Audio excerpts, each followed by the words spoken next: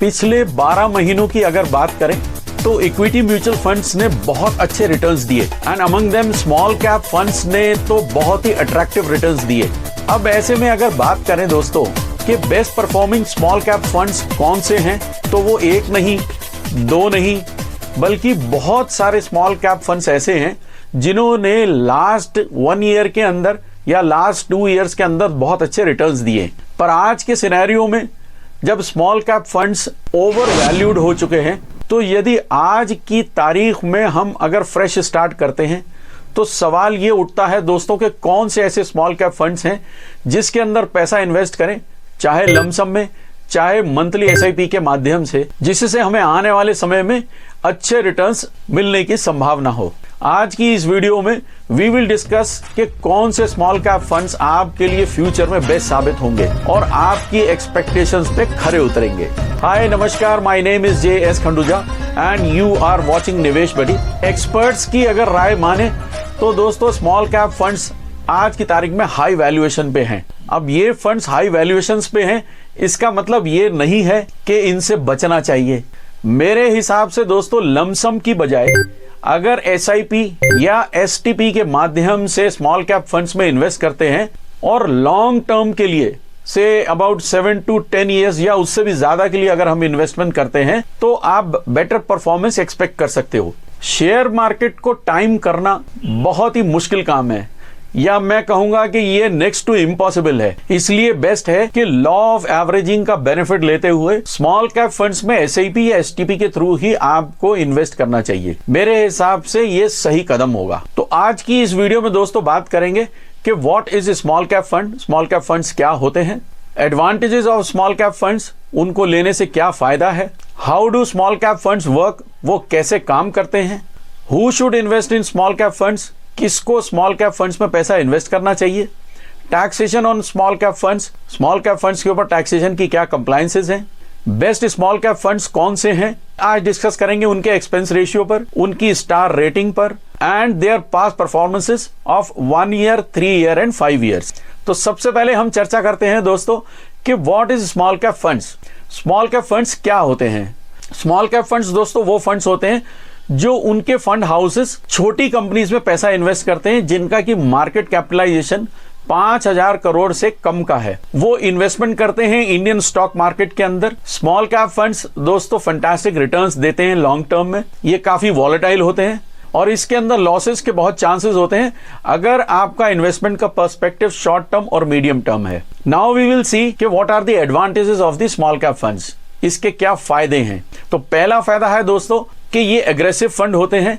अगर आपका time period 7 से 10 साल के लिए है तो ये काफी आइडियल है, इसमें पैसा इन्वेस्ट किया जा सकता है। Small companies tend to become top business in future. आज जिन छोटी कंपनी में पैसा लगाया जाता है दोस्तों, उनके भविष्य में बड़े बिजनेस हाउसेस बनने की संभावना होती है, तो आपकी प्रॉफिटेबिलिटी बढ़ सकती है। How do small cap funds work, ये कैसे काम करते हैं दोस्तों? तो एज पर सेबी गाइडलाइंस, इन फंड हाउसेस को स्मॉल कंपनीज के अंदर मिनिमम 65% का इन्वेस्टमेंट रखना होता है। अब who should invest in this small cap funds, इनमें किसको इन्वेस्टमेंट करना चाहिए दोस्तों? ऐसे व्यक्ति को इन्वेस्ट करना चाहिए जिसके अंदर हाई वॉलेटिलिटी की टॉलरेंस हो, वो बर्दाश्त कर सके। ऐसे व्यक्ति जिसकी रिस्क की एपेटाइट स्ट्रांग है, उसी को इसमें पैसा इन्वेस्ट करना चाहिए, क्योंकि ये काफी वॉलेटाइल और हाई रिस्क के फंड्स होते हैं। Taxation on small cap funds, आइए देखते हैं कि स्मॉल कैप फंड्स के ऊपर टैक्स की क्या कंप्लायंसेस हैं। जैसे किसी भी इक्विटी ओरिएंटेड इंस्ट्रूमेंट्स के ऊपर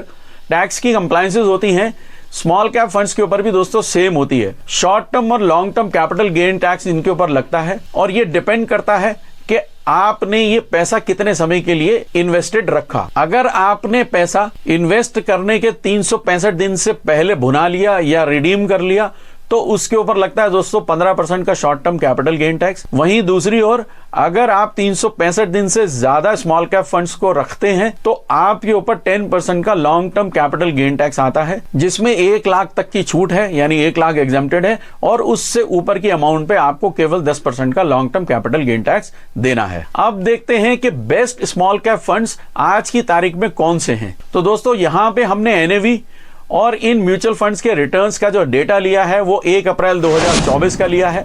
कंपेयर करेंगे टॉप 5 फंड्स को on the basis of their past performances of 1 year, 3 year and 5 years. साथ में इनको कंपेयर करेंगे इनके एक्सपेंस रेशियो से।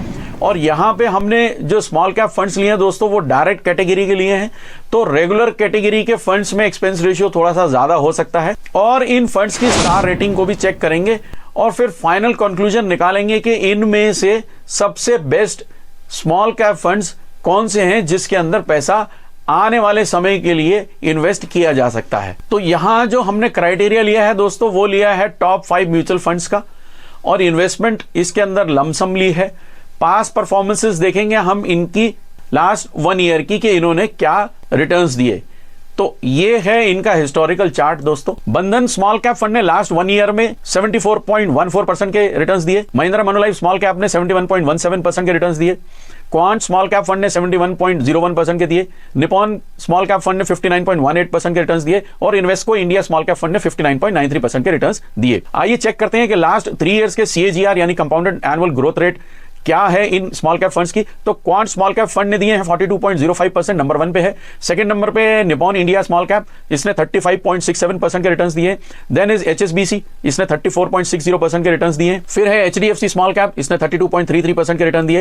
And last is Franklin India small cap fund, इसने 32.15% के रिटर्न्स दिए। 5 इयर्स के CAGR की बात करें दोस्तों, तो क्वांट स्मॉल कैप फंड ने 37.06% के रिटर्न्स दिए।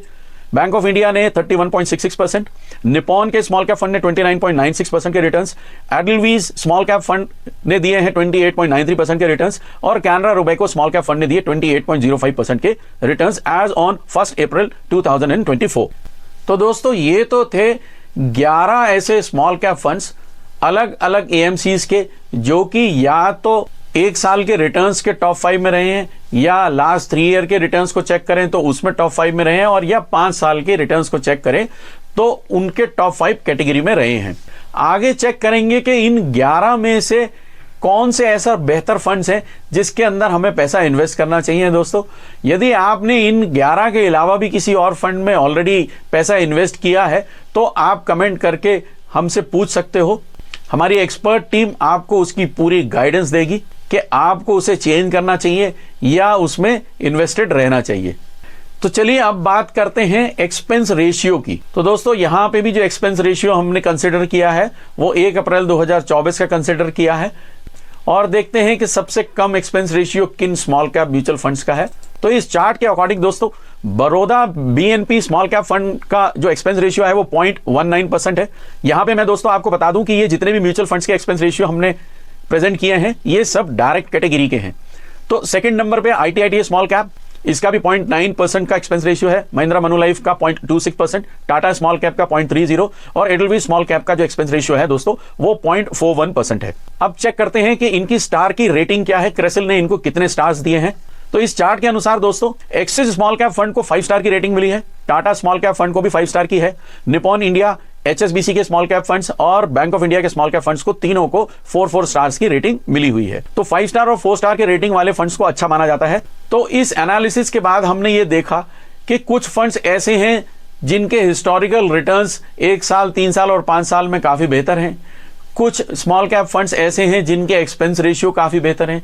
कुछ स्मॉल कैप फंड्स ऐसे हैं जिनकी स्टार रेटिंग बेहतर है परंतु रिटर्न्स कम हैं। तो आइए फाइनल वर्डिक्ट क्या कहता है उसके कंक्लूजन पे पहुंचते हैं।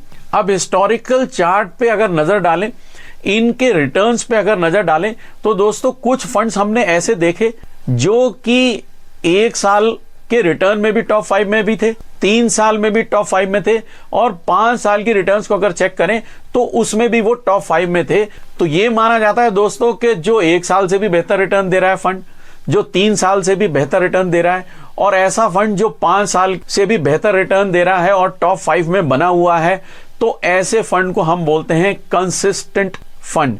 यानी कि वो फंड कंसिस्टेंटली आपको अच्छे रिटर्न्स दे रहा है, चाहे वो 5 साल की टॉप 5 देखो, चाहे 3 साल की देखो, चाहे 1 साल के रिटर्न्स को चेक करें।